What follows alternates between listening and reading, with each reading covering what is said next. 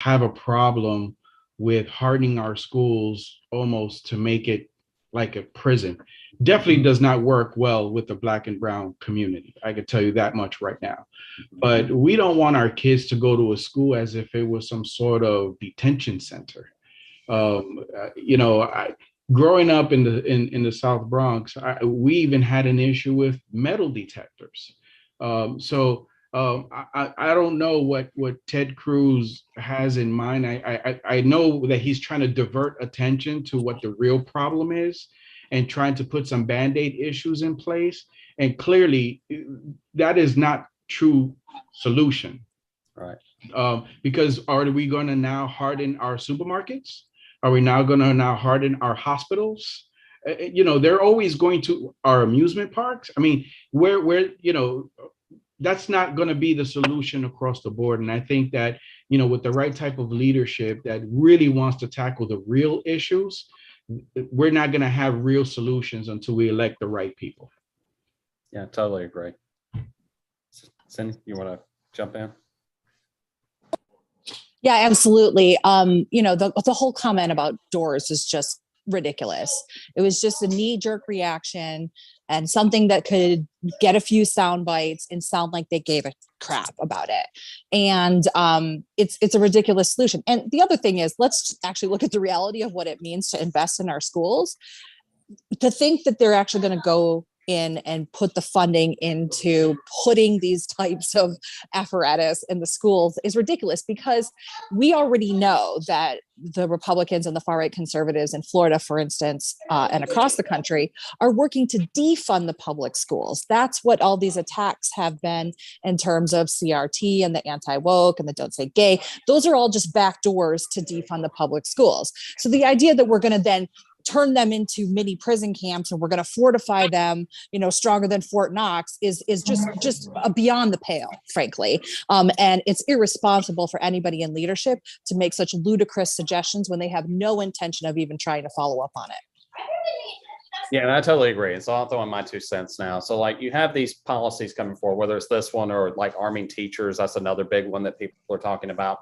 And as you just mentioned, we don't want to pay teachers enough to even do the job. They're having to spend their money on, supplies outside of school and, staying up really, really late to make sure that they have enough time to get things done, in addition to all of the duties that they have in their jobs. And we continue to just slash education budgets, right? When we think about just gun tragedies overall, a lot of those are linked to, things like poverty. Right.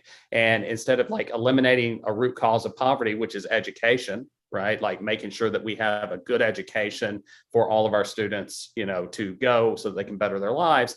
Instead, we're arguing about putting up doors or fences or making teachers who are already stressed out have handguns on them, under the expectation that when law enforcement couldn't even enter a building to deal with the threat, that somehow this untrained civilian is going to have the wherewithal to use a weapon on someone that they probably are attached to or were attached to, because these are going to be their former students or current students or what have you.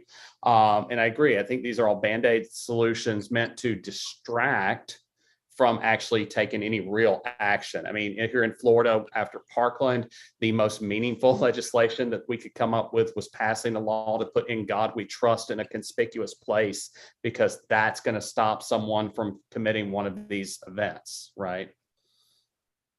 Who else wants to jump in on any of this and follow that up?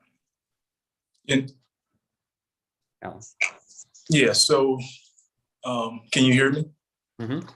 I wanted to give some statistics on gun violence so that our viewers can actually, hear some of these numbers. So daily gun violence impacts people of all ages in the United States. Every day, 321 people are shot in the United States. Among those, 111 people are shot and killed. 95 people are intentionally shot by someone else and survive. 42 people are murdered every day. 65 people die by gun suicide. Every day, one person is killed unintentionally. 90 people are shot unintentionally and survive. One person is killed every day by legal intervention. And the thing is that with those statistics, we have to understand that these numbers are literally higher than any other country in the world. And so when we think about the arguments that we constantly hear about gun rights and the idea of the Second Amendment is somehow more important than all of the other amendments, then we have to consider the fact that we used to have what's known as the Wild Wild West. And people didn't live too long in that time period. The average life expectancy was around 38 years for a woman and 45 years for a man. We have supposed to have evolved as a society to understand that we can't live by the gun. We have to use our better judgment. We have to be able to see one another as our neighbors or brothers and sisters, because if we can get to that point, a lot of this violence that takes place in our communities would cease. But it's going to be a comprehensive approach to understanding gun violence. But we can't continue to do what we've been doing. We have to start thinking outside of the box. We have to start looking at some of these root causes. I was just reading today that, when it comes to doing background checks, there literally should be a mental health screening. I think a mental health screening could definitely help us to make sure that certain individuals don't get access to guns. But the other thing is that when we think about the type of weapons that are killing people, the weapons of mass destruction, and I want to use that term because some people think that an AR-15 is a weapon that every American should have the right to own. But let's be clear about it. These types of weapons are designed to kill people by numbers that are very large. And so if we look at that and take that premise, the question becomes, where do we stop in terms of hoarding weapons of mass destruction? Is the next level for someone to get a Patriot missile or a Scud missile? Is the next level for the average American to be able to own a small nuclear weapon? I mean, because these are arms, they're armament, weapons designed for military use. And so we need to expand the conversation beyond where it is. And I'm just happy that you all are here to have this conversation, because I know that future Congressman Ramirez is military, has a military background. And I know that that the conversation that he can speak about from a military standpoint and weapons is going to be much different from the average person who thinks that it's their job to protect the nation. So yeah, I mean, that's my stance. And I wanted to just share those statistics because we don't get a chance to talk about where we are in the state of our country in terms of the amount of people that we are losing every day. It has literally become a state of emergency at this point. Yeah, and I'll add to that just a little bit, just to give a few more statistics, especially for any of the women that may be watching. The United States is one of the most dangerous countries among comparable countries for women for intimate partner violence. The presence of a gun in the home increases the risk of the woman being killed by 5 times, and they are 21 times more likely to be killed in intimate partner violence here with a gun than they are anywhere else among the comparable nations, right?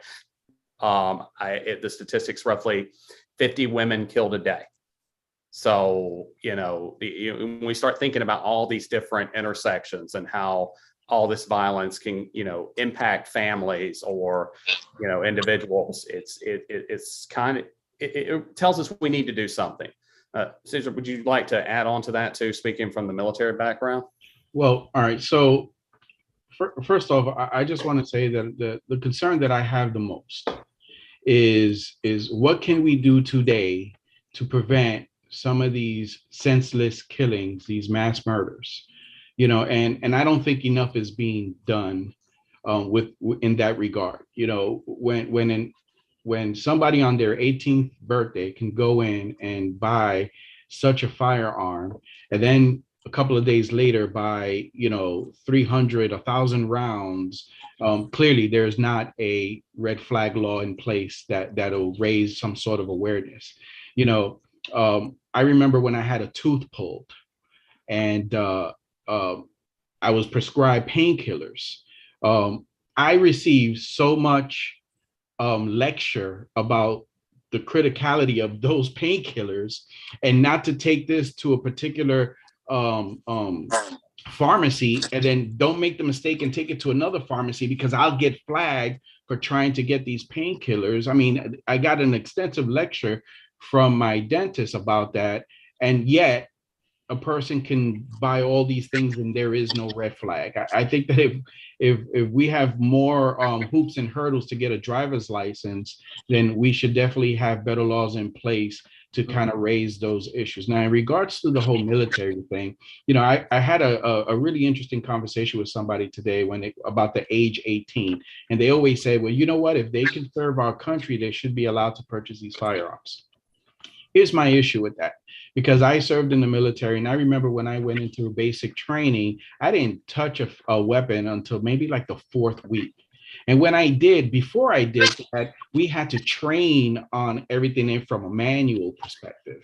And then when we finally got it, we didn't get rounds put in there until we learned all of the mechanics that were involved in that.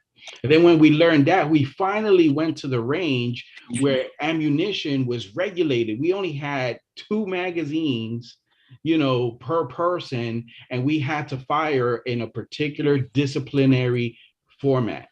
And then when that was over, guess what? They took the firearm away. So I want to dispel this notion that if somebody can serve in our military at the age of 18, and God bless them, they should be able to buy a firearm.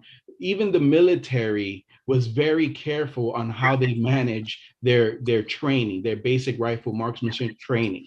So, when somebody tells me that, I make the correction real quick that even in the military, even in training, was a stringent process in order for me to get my M16A2, which is the weapon that I trained on when I went into the military. And I didn't get to go home with it. We checked it right back in.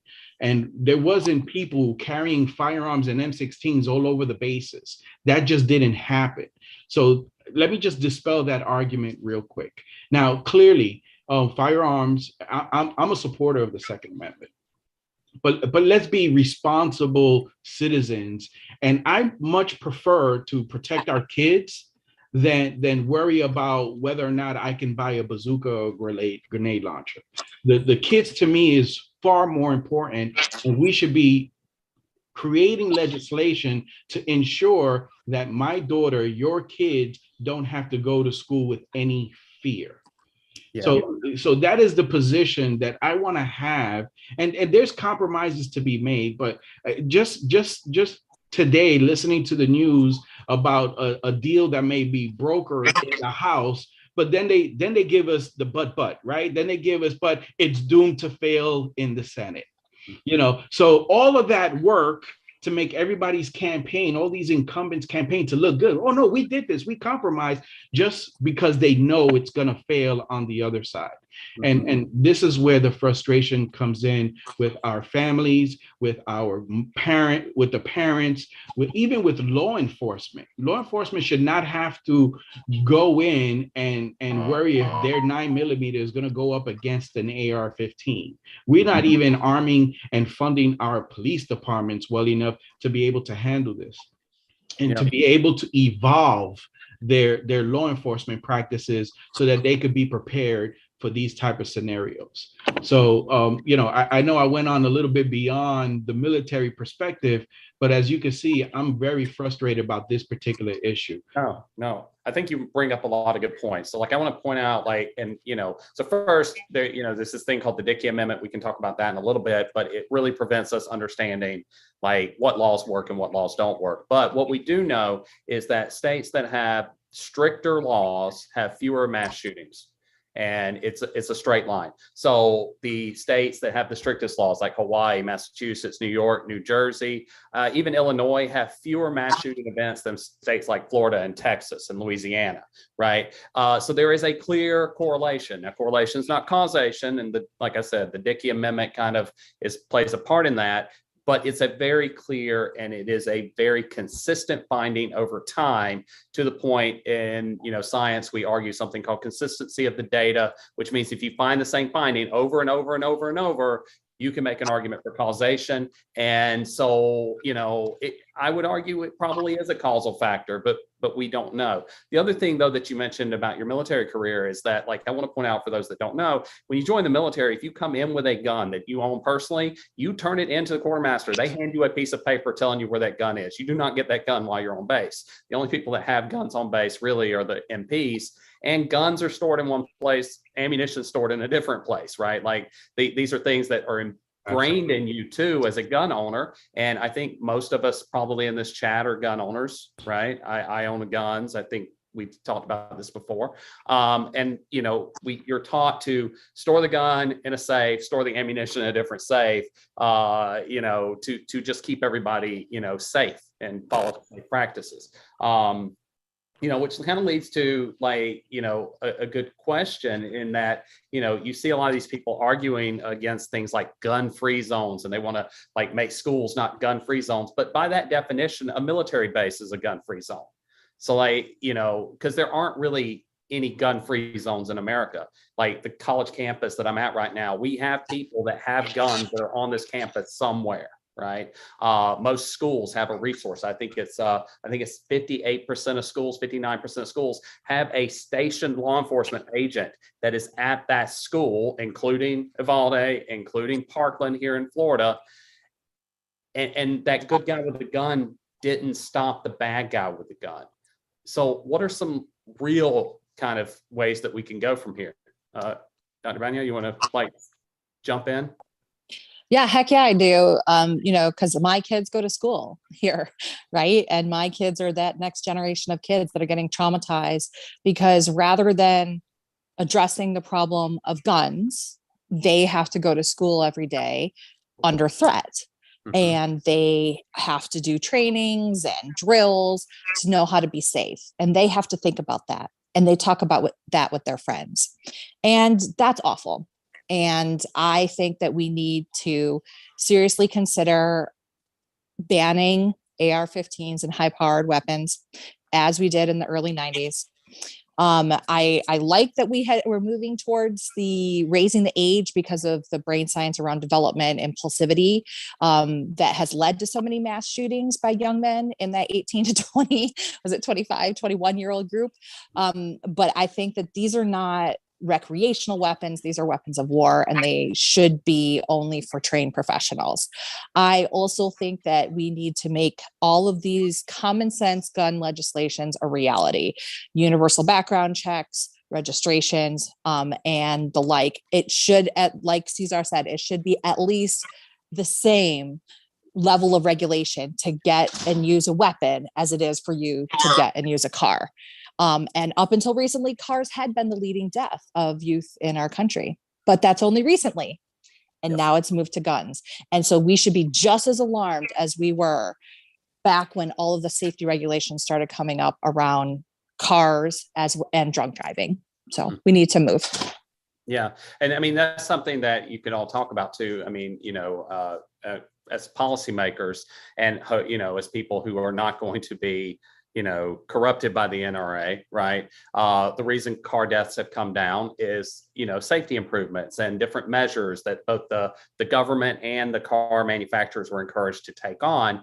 And yet every time gun manufacturers have tried to go down that line, the NRA has fought those things, anything from like a biometric lock so that only the gun owner can use the gun to, best safe practices. Like they pretty much fought every single, innovation that could make guns safer. And as you mentioned, starting in 2020, and since then, for the last 2 years, guns have outpaced motor vehicle deaths as the leading cause of death for children and teens in this country. So, yeah, Alan, you want to throw in some more? Yeah, the thing is that gun violence isn't a new construct. It's something that a lot of nations have had to deal with throughout the world. And we can find solutions by just looking at some of our allies and how they were able to deal with gun violence, like Great Britain or Japan. Whenever they have had problems, their leaders have decisively gone in and put legislation into play to make sure that they could prevent future deaths of gun violence. And they've been able to succeed in that. It's really sad and disheartening in this country to see that the political and social divide is so strong that people are actually placing their political ideology over the safety of our children and our families. We really need to get to a point of common sense. And I know that common sense isn't common, but we have to get to a point in our society where we actually look at the safety of the future of our children over the political ideology that people like to cling so strong to. And I wanted to put this myth to bed that the freedom to bear arms is absolute. I want people to understand that with every right within the Constitution, there are restrictions. You have the right to free speech, but you don't have the right to yell that there is a bomb in a crowded room. You can't do that. I mean, there is clear present danger rule. There's bad tendency rules, and the fact of the matter is that if we don't understand that there should be restrictions with the whole Second Amendment, then we're just continue to have a society that's going to spiral downward, and people are just going to be dying. Death rates are going to go up. Stress rates are going to go up, and it's going to cause this domino effect, if you will. And we have to be able to stop that. And I think looking to some of the nations who have done it and prove that they have been able to curb gun violence in this country is going to be so important. But we have to get to a place where we start to vote in the type of leaders who will literally be about the people's business rather than the business of those who want to continue profiting from the sale of guns. And that's what it boils down to. It's like, it's a money grab, even here in Florida, for example, just to get your name on the ballot, it costs $10,440. Politics should not be about money. And I always say that if we could ever get money out of politics, we would end up with a lot more leaders who would literally be representing the interests of the people. And Dr. Ben, I know that you have the statistics on this, but I believe that there are more Americans in this country that favor gun restrictions and common sense gun policies than those that do not. The problem is that it's not reflective in the United States Congress. And that's why we are having this conversation today, because we are all responsible gun owners. So just let's get rid of that myth. Democrats are not trying to take your guns away, because most Democrats that I know own guns, including myself, Dr. Banyai, Dr. Ben, future Congressman Ramirez. I mean, we all own guns, but we own them responsibly.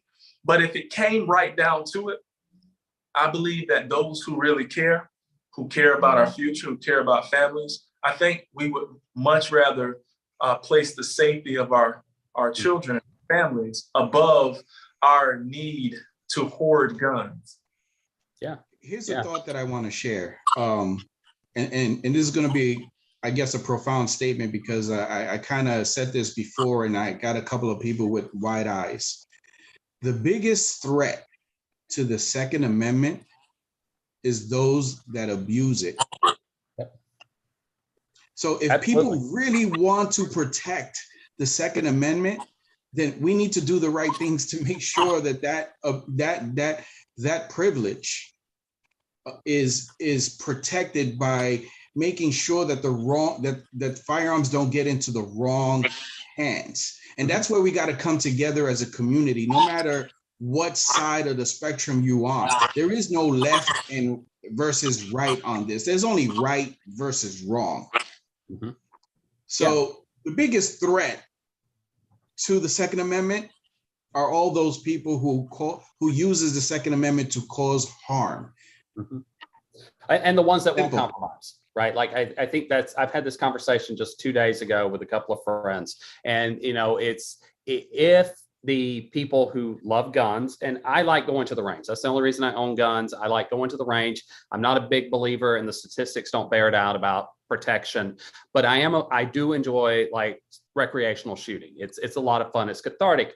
But if people who like love their guns do not come forward and make common sense, like regulations with the people who are tired of it happening, these kinds of events, an amendment can be taken away. It's an amendment for a reason, right? It was added afterwards. And, if we look at break the people down into percentiles, 1/3 of Americans are like gun owners and will always want their guns. 1/3 are never going to want guns, but that 1/3 in the middle, they can be swayed to either side. They're like, I could like guns, but I could do without them. And it's going to come a point, if these events continue to happen, especially with small children, because that hits all of us really deeply, that 1/3 in the middle that's been neutral, they're going to go over to the side and they're just going to agree with whatever restrictions are coming. And gun owners are going to end up losing their rights. And if they really care about their right, really want to keep it, they really need to sit down. We all need to come to the table and just figure out what is reasonable,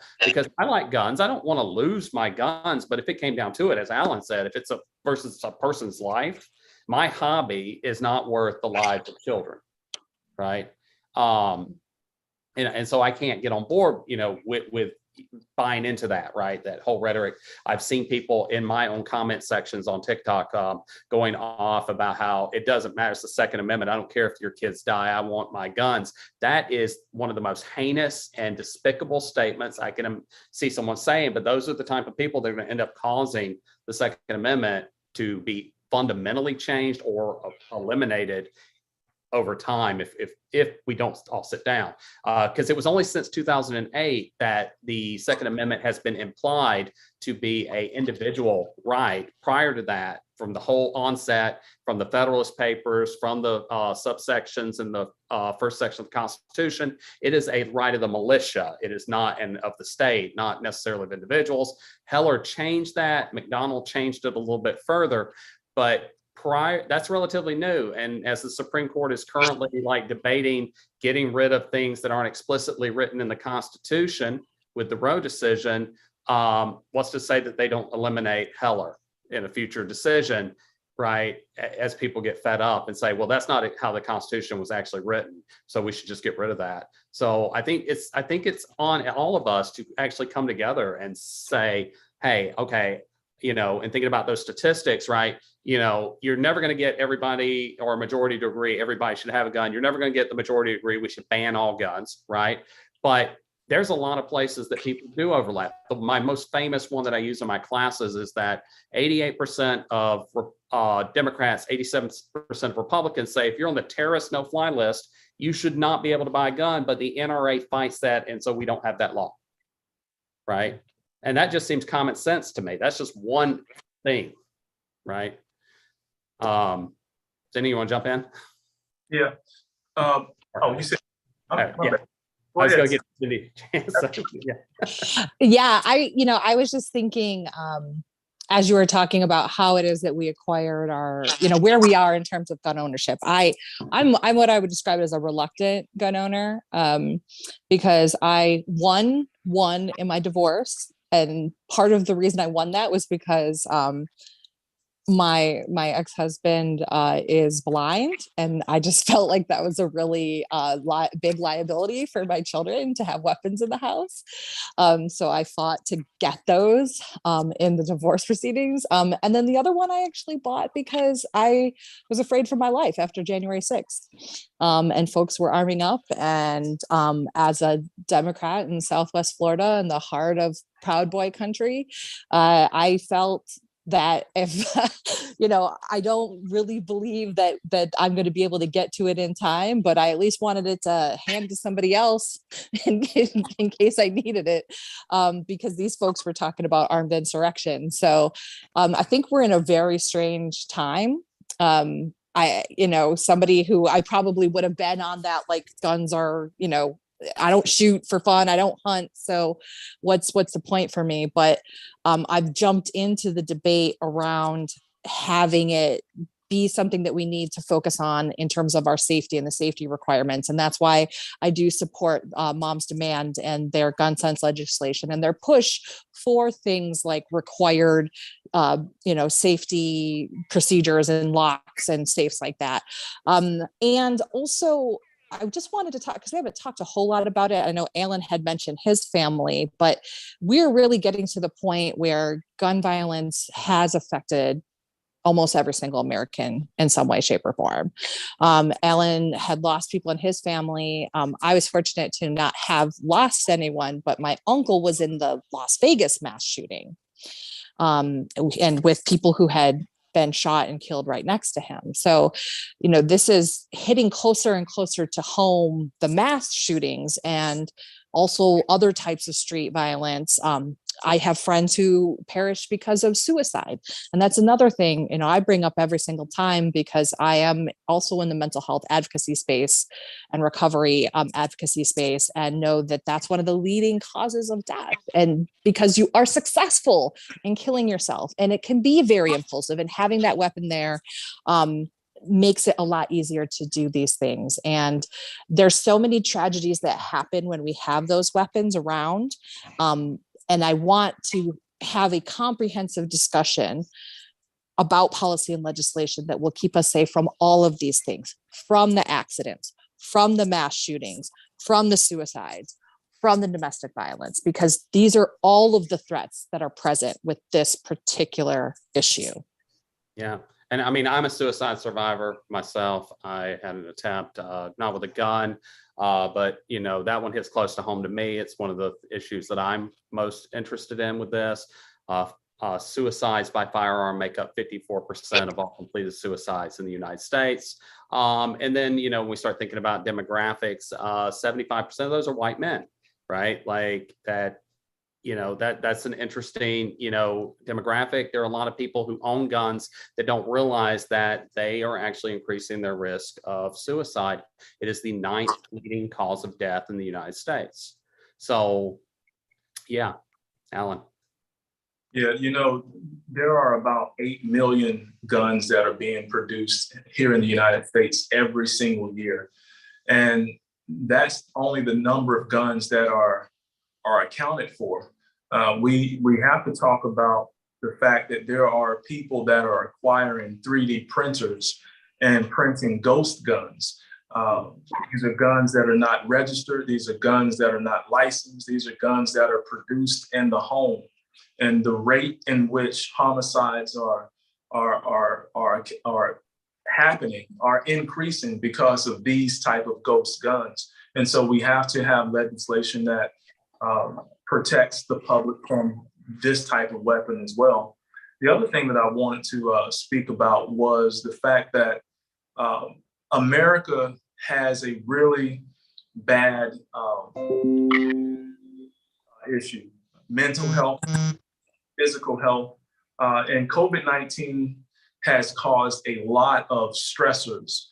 People losing their jobs, people losing loved ones. And I believe that right now, America is on edge. And the last thing we need is for people to be fueled by things like insurrections and political discourse, Fox News, all of the political rhetoric that is literally fueling people to go out and commit these acts.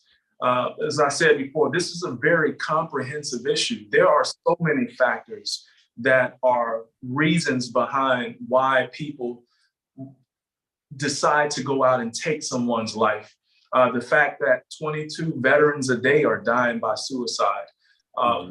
America, it has a really bad mental health issue, and we have to take into consideration the country's mental health.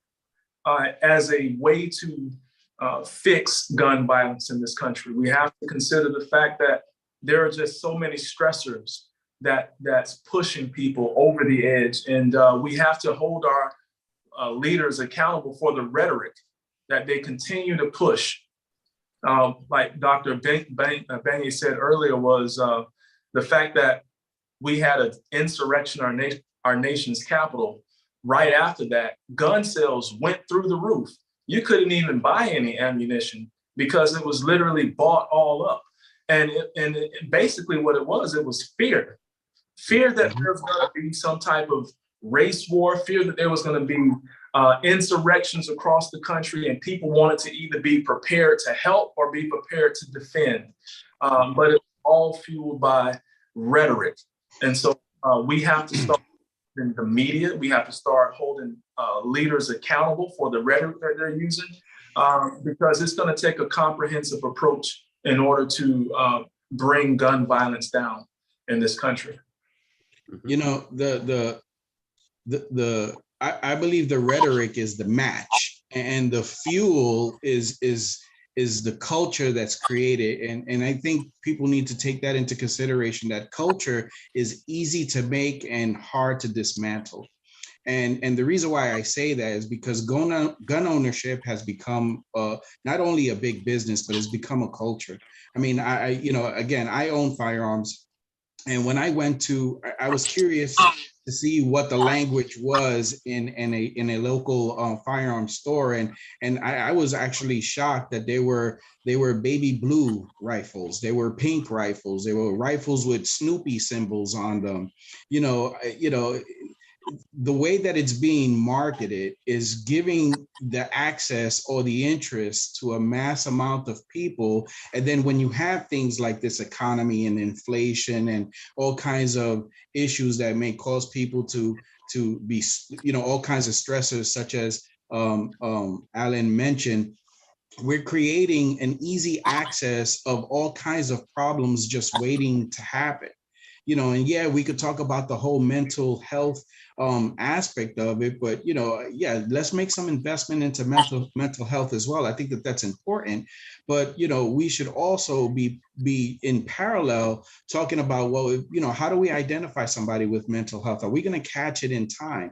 Because and one of the means of catching that in time is having these red flag laws. When someone with an issue or who's distraught or who has a stressor in their life is buying 2 AR-15s in a matter of a couple of days, and then 1,000 rounds of ammunition, and also buying ballistic vests. I don't really understand what an average person needs with a ballistic vest unless they think that they're going to get shot at.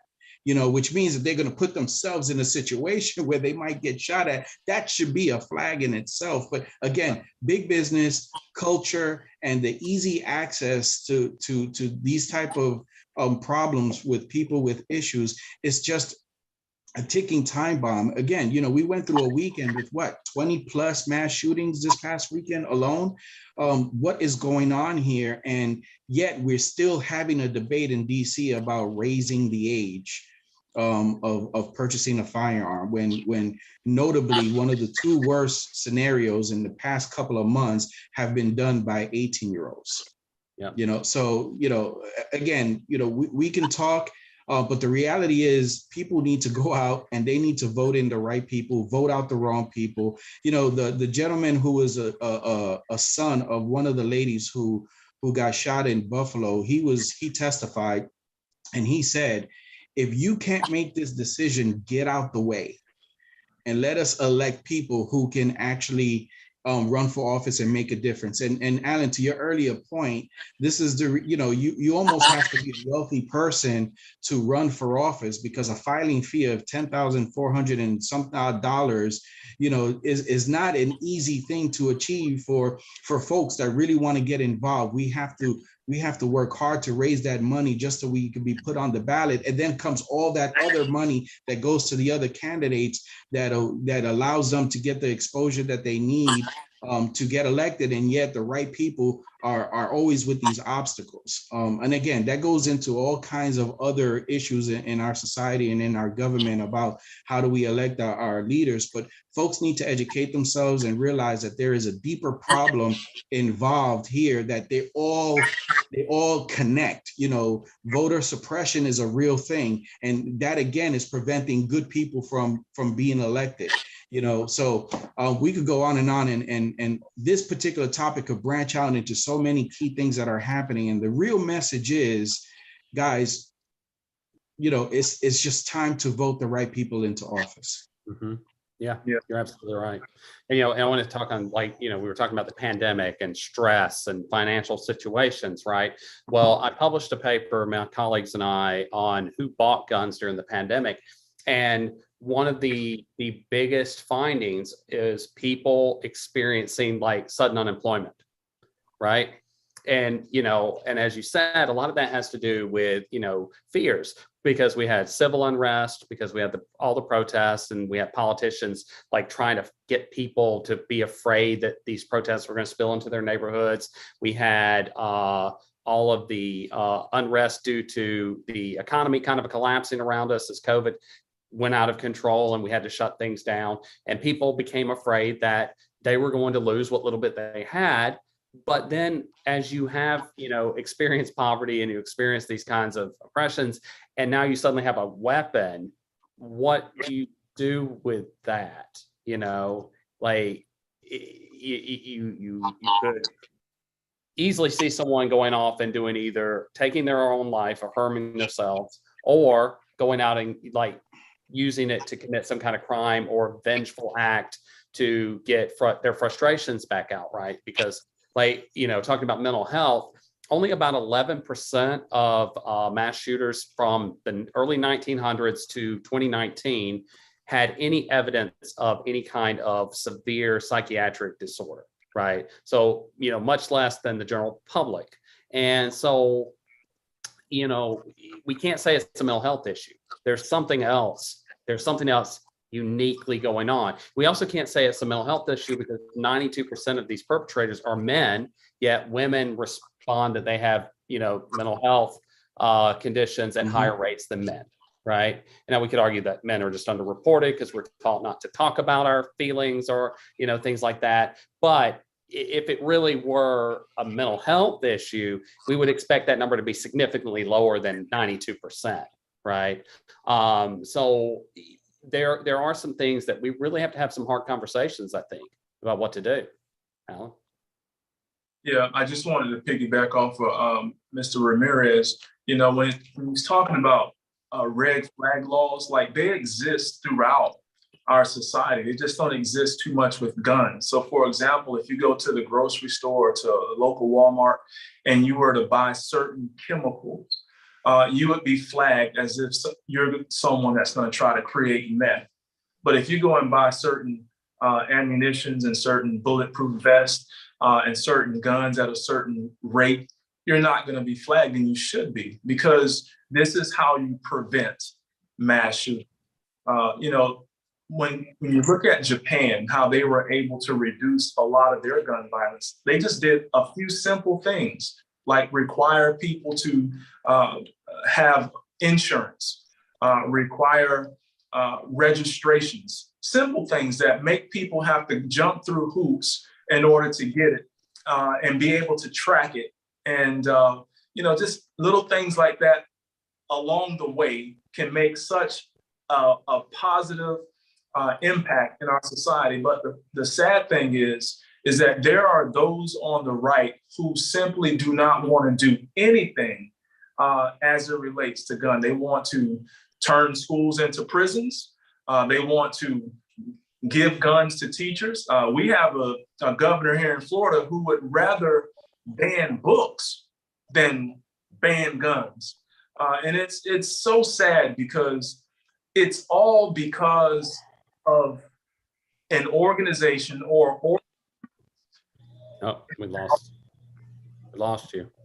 Organizations that are putting so much money into their campaign coffers. Marco Rubio has received $3.3 million from the NRA. And when Cameron asked him that question after the Parkland shooting, he said, if we were able to raise an equal amount of money as the NRA, would you side with us and write policy to end gun violence? And Rubio said that he's going to take money from anyone who aligns with his agenda. And first of all, that is fundamentally flawed because it's not about our agenda. It's about the people's agenda. If you are a representative, if you are a senator, your primary job is to represent the people that put you there. You shouldn't go there to represent your own agenda.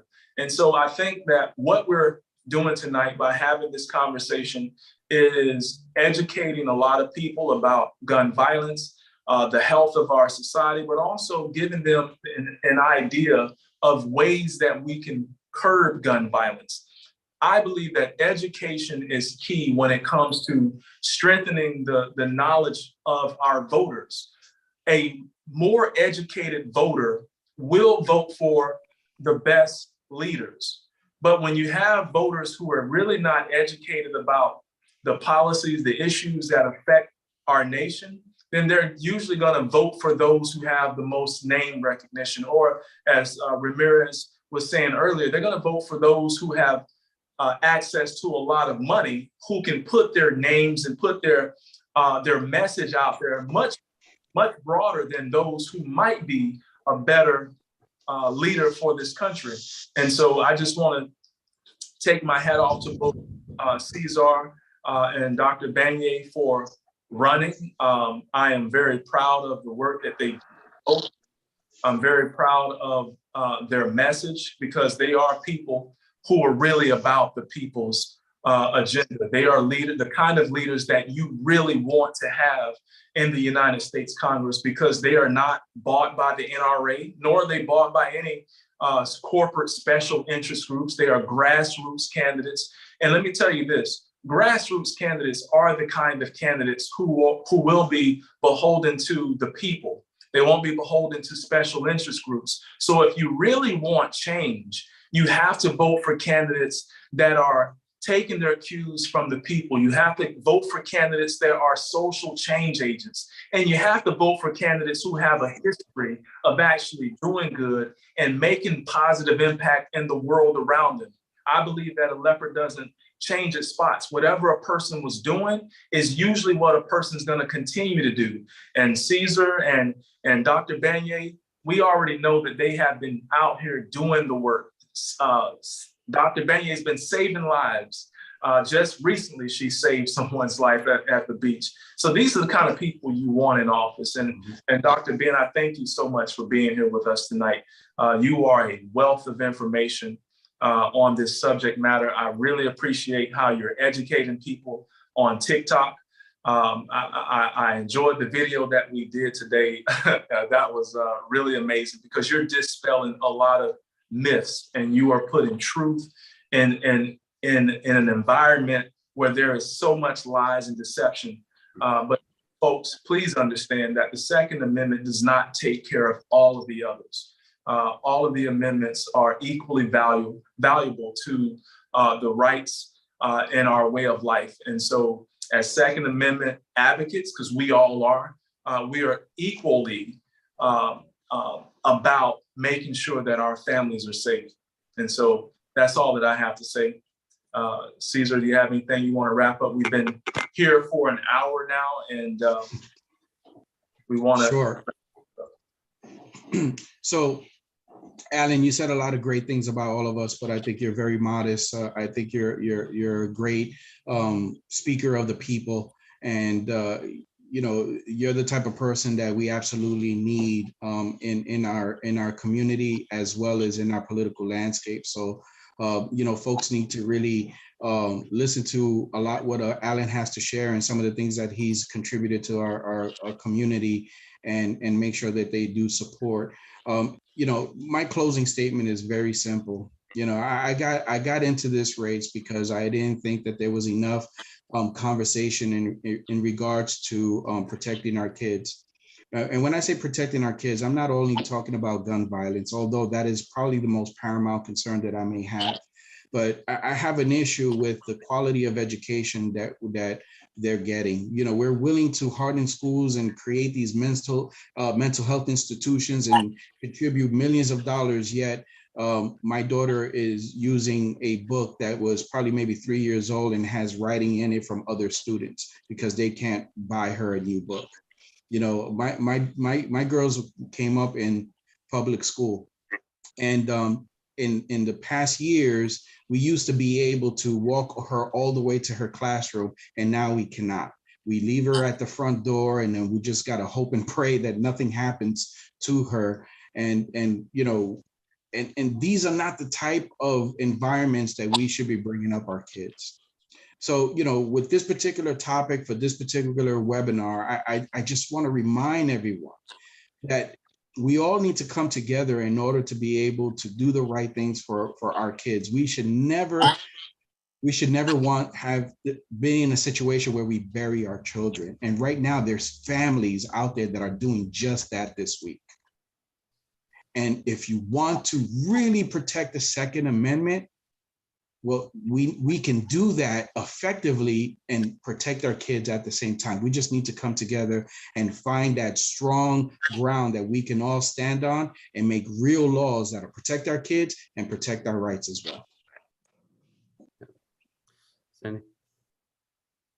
Yes, thank you. Thank you, Alan, for hosting this, and great to be on the panel with Cesar Ramirez, as well as Dr. Ben, who always just has such amazing knowledge on some of these big issues that we have here today. And I did want to say, as Alan had said, yes, I ended up saving my daughter from the current and breaking my leg. That is why I'm coming to you for this session from this reclined position after having surgery just the other day. But that's just a testament to how important I think these issues are, that we need to keep fighting no matter what.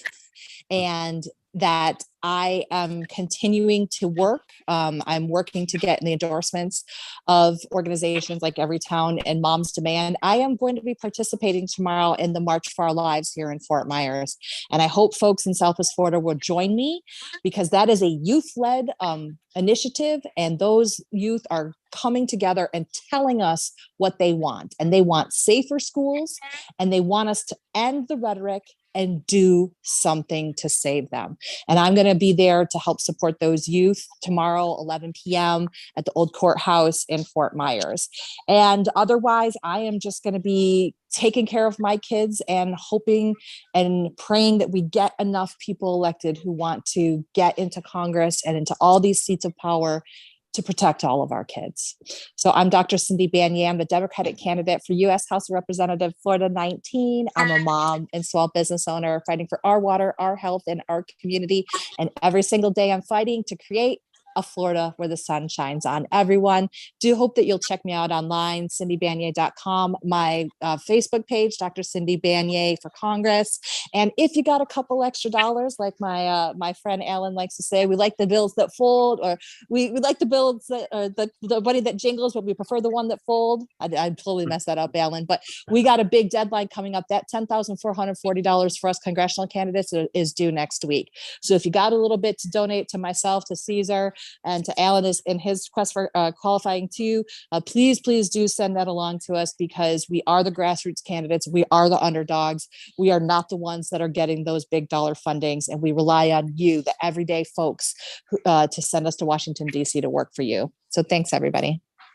Yeah. And Alan, thank you so much for having me here again. I love being a part of these. I mean, I'm not a politician, so, but I am an educator, and I'm a scientist, and I'm also, you know, a gun owner. And I want us to be able to reduce.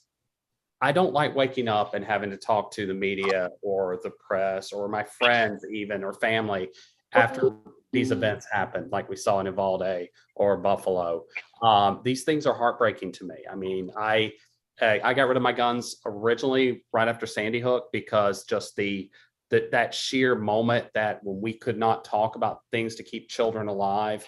And I only recently bought guns again during the beginning of the pandemic. And then Uvalde happens, and I'm like, my hobby, isn't more valuable than these children's lives. And I just think we need to come together, all of us, and figure out how to stop this, because we're the only country this really happens in. So we need to do something. And for those listening out there, first of all, thank you all for joining us. I know everyone here is grateful, but please go give these candidates a follow. They are remarkable people. I've been on a panel with Alan and Cindy twice now, and Caesar seems like a great guy too. I'm really happy to have met him. Please go give them a follow, donate what you can, help them, because they are the people who are going to fight for you. They're not fighting for the Coke industries. They're not fighting for the NRA. They're not fighting for these other large corporate interests. They are fighting for you. Absolutely. Thank you all so much. Before we close this up, Caesar, can you please give the audience your website and social media? Sure. So my website and social medias are the same. They're Caesar for Florida. So CESARFOR Florida, FLORID. Florida, FLORIDA. So Caesar for Florida for Facebook, Instagram, and all the other social media platforms. And again, we as candidates, we're here to fight for you. We don't take money from the NRA. We don't take money from all of those type of organizations. We are here to really make a difference for this community, for you. We all have great backgrounds, and we're your neighbors. That's the most important thing. We're the people that you actually bump into in Publix and in Winn-Dixie and places like that, who actually care about your kids. So please make that contribution, because we need it to fight the good fight. Dr. Banya, can you give them your not email address, but your website and socials real quick? Yeah, absolutely. So that's Cindy, CINDY, Banyai, BANYAI.com. And it's Dr. Cindy Banyai on Instagram, Dr. Cindy Banyai for Congress, and then Cindy_Banyai_FL on Twitter.